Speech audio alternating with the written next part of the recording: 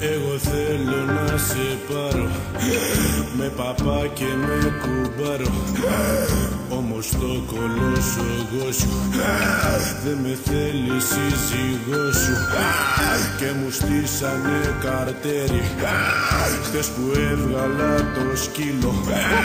Πάνω χέρι κάτω χέρι μέσα πήσανε στο ξύλο.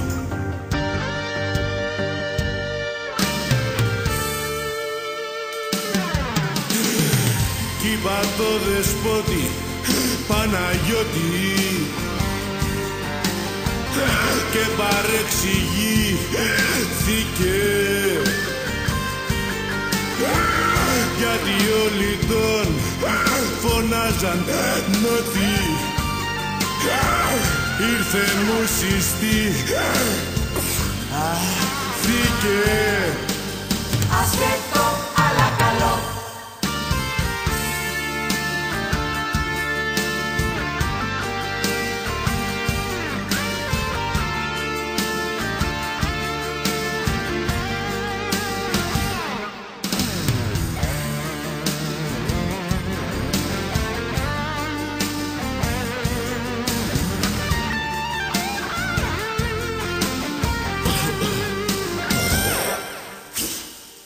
Πήγα και στον αδερφό σου, μου είπε ίσα μωρικότα.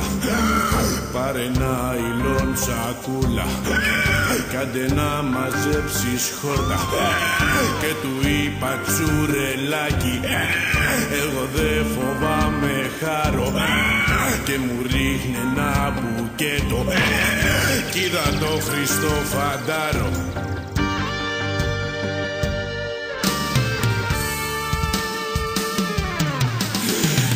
Είπες στο δεσπότη Παναγιώτη. Ναι, αλλά πού το ξέρετε εσείς? Και παρεξηγήθηκε. Ναι, αλλά γιατί? Γιατί όλοι τον φωνάζαν Νότι. Ναι, εγώ όμως πώς το μάθα? Ήρθε σου συστήθηκε.